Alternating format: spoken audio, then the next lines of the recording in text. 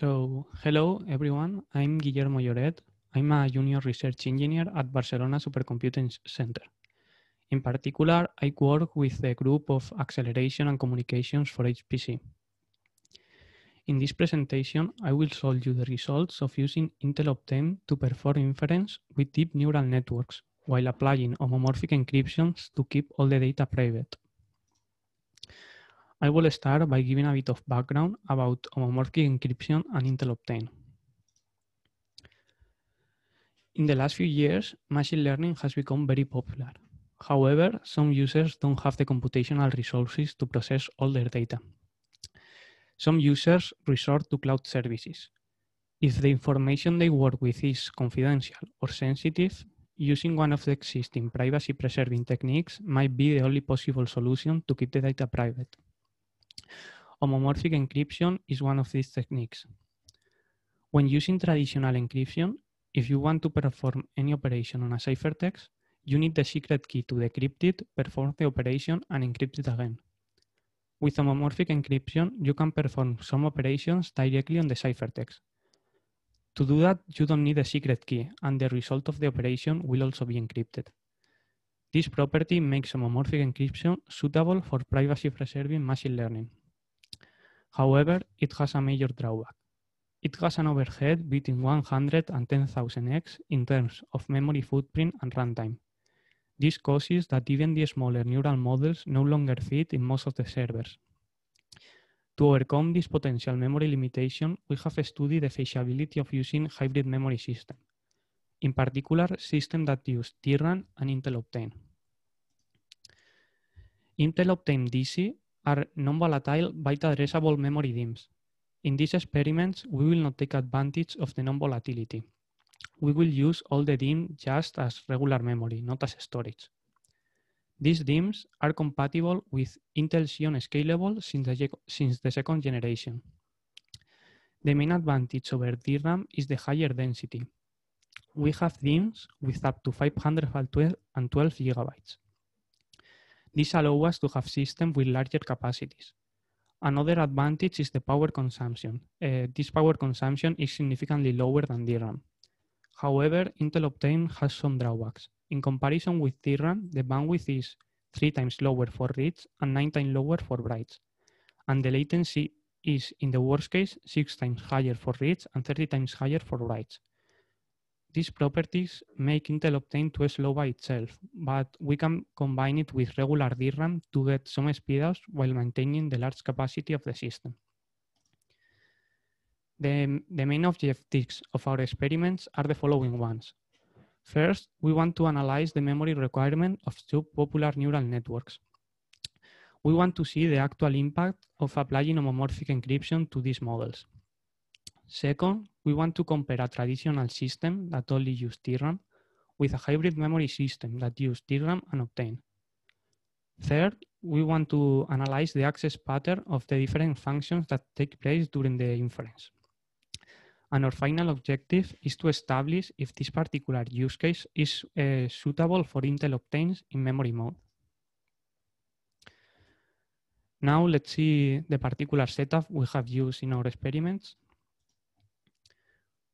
We have used a dual socket system with two Intel Xeon Platinum 8260L. Each of these processors has 24 cores, which give us a total of 48. And regarding to memory, we have used two different configurations. The first one is used in most of the experiments. It has 4 DIMMs of DRAM, which give us 32 GB, and 12 DIMMs of Optane, which give us 6 TB. The system is configured in memory mode. This means that the DRAM acts as a direct map write-back cache for Optane. The DRAM is managed by the memory controller and it's invisible for the operating system. The operating system only sees the pool of Optane memory. In this configuration, the hardware prefetcher plays an important role because if the data that we are trying to access is already on DRAM, we can access it with a considerable lower latency. The second configuration we have used is for comparison purposes, and it uses 12 DIMMs of DRAM, which give us a total of 192 GB. One important thing to consider is that the first configuration only uses 4 of the 12 DRAM slots. This means that the bandwidth is one third of the possible maximum bandwidth. In terms of software, we have used Intel ngraph, which is an open source compiler and runtime that work with most popular frameworks like TensorFlow or Onyx. In all the experiments, we have used TensorFlow. This software has several backends that support different hardware configurations, like CPU or GPU. In our case, we have used the HE Transformer backend. This is the backend that supports homomorphic encryption, and it runs completely on CPU. It relies on the Microsoft Seal library for the implementation of the basic encryption function. The Seal library supports 2 different encryption schemes, but HE Transformer only uses the CKKS encryption scheme. This scheme is faster than the others and uses approximate arithmetic for real numbers.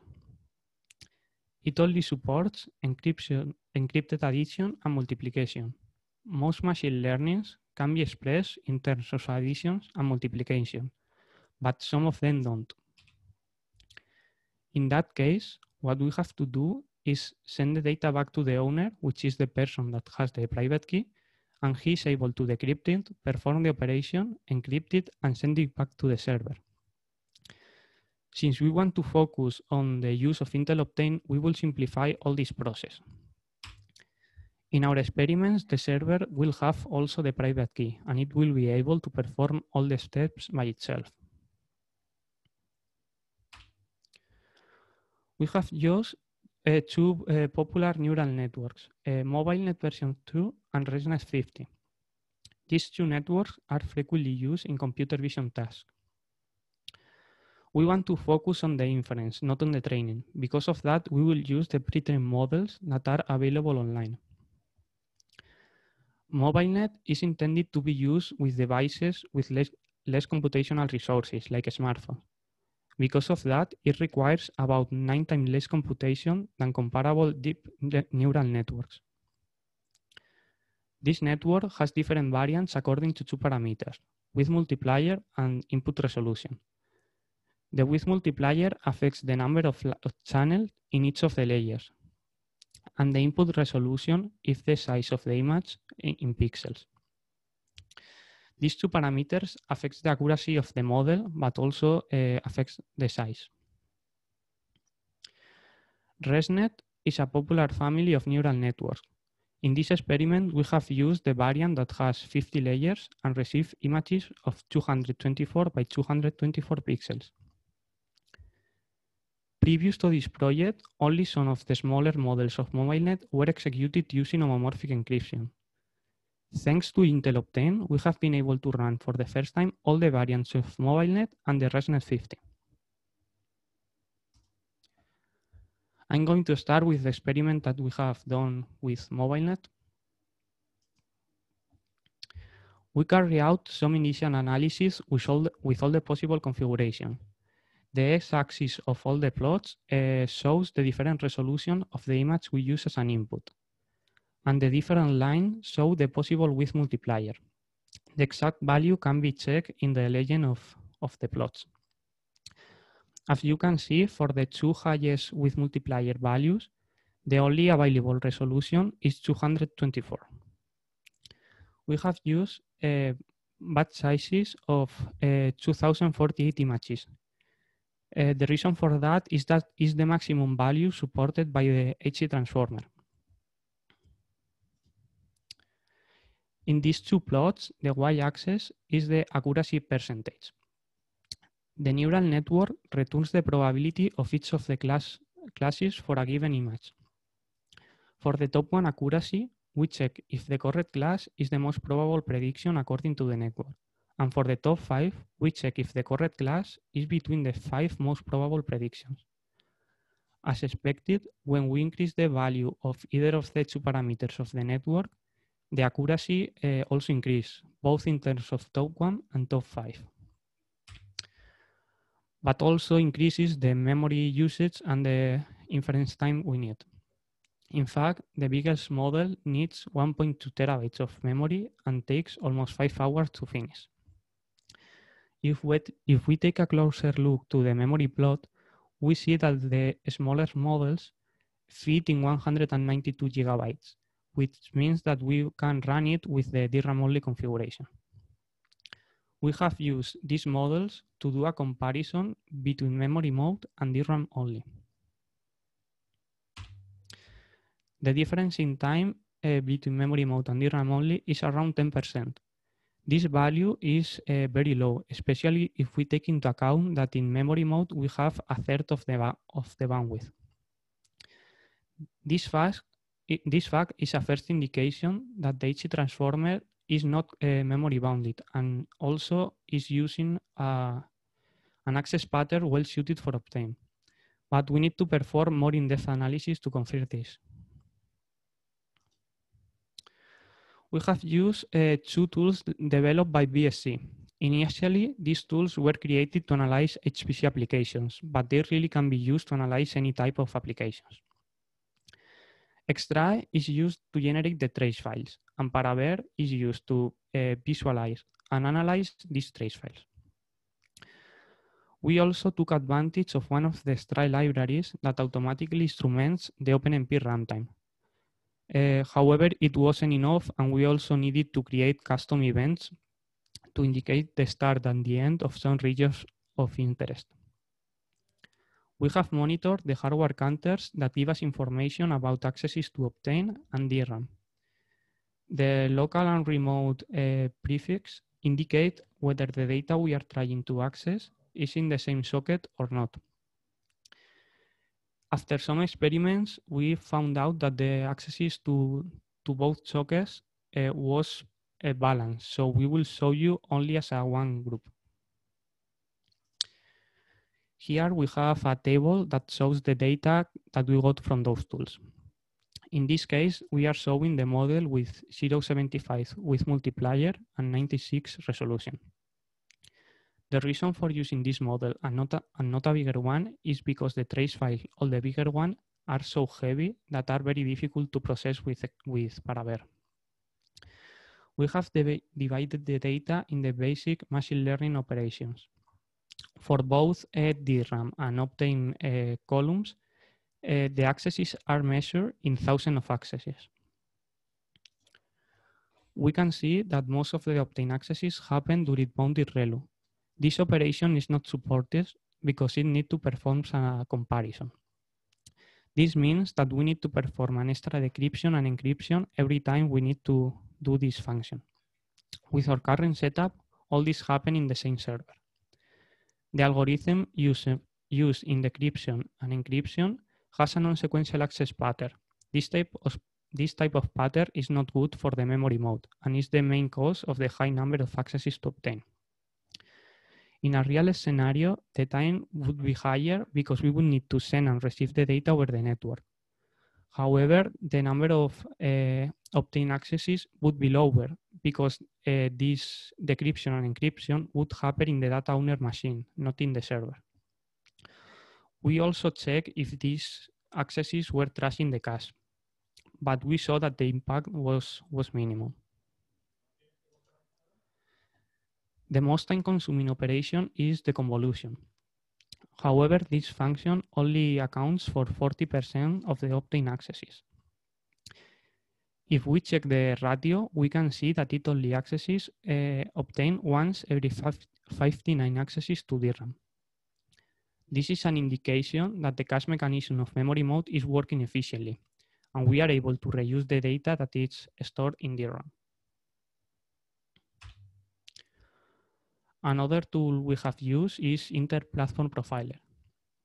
This tool doesn't monitor specific functions like Extrae does. Instead, it periodically collects performance metrics of the whole system. The main advantage of this approach is that the trace files that are significantly smaller. This allows us to study longer executions. To be able to compare, we are going to show the same model, the one with the 0.75 with multiplier and the 96 resolution, but we have been also able to profile all the bigger models. The results were pretty similar and the conclusions are identical.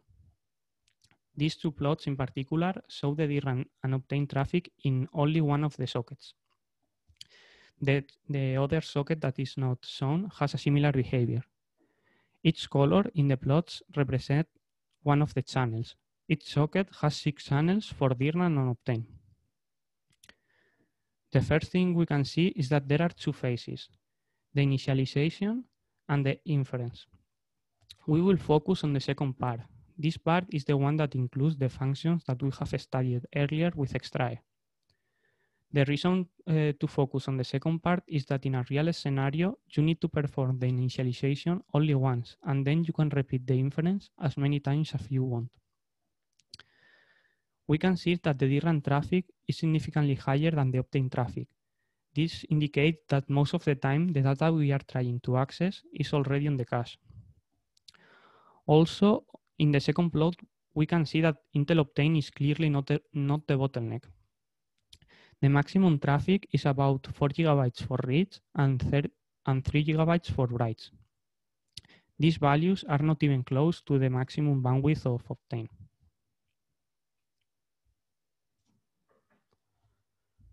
One of the most interesting metrics that we have with this tool is the hit ratio of the media prefetch buffer.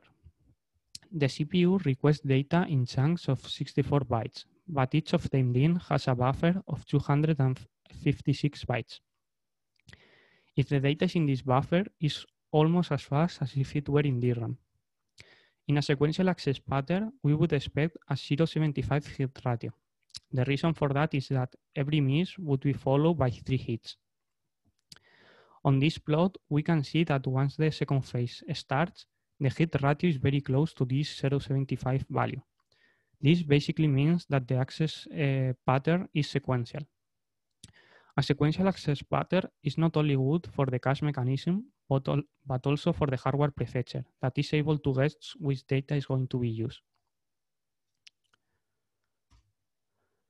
Now let's move on the ResNet 50 experiments.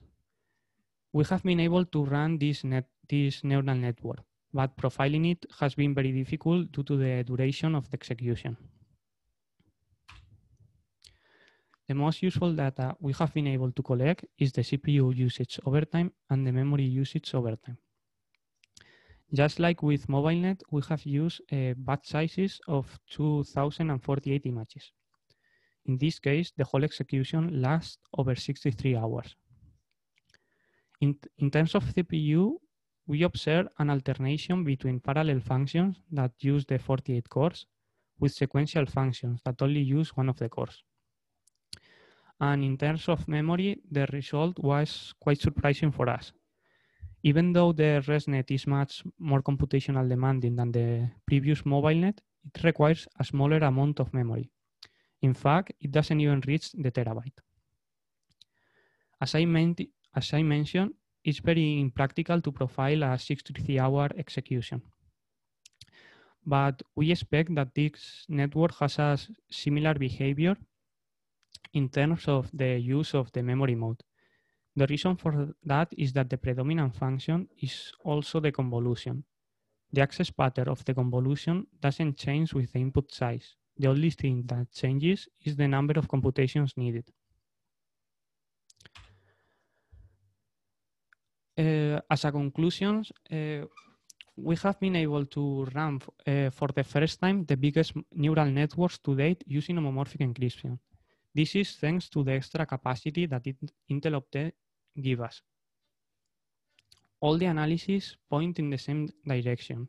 The access pattern used in the HE transformer backend is really efficient for memory mode of the Intel Optane. One of the main causes is that the predominant function is the convolution, and this function has a sequential pattern.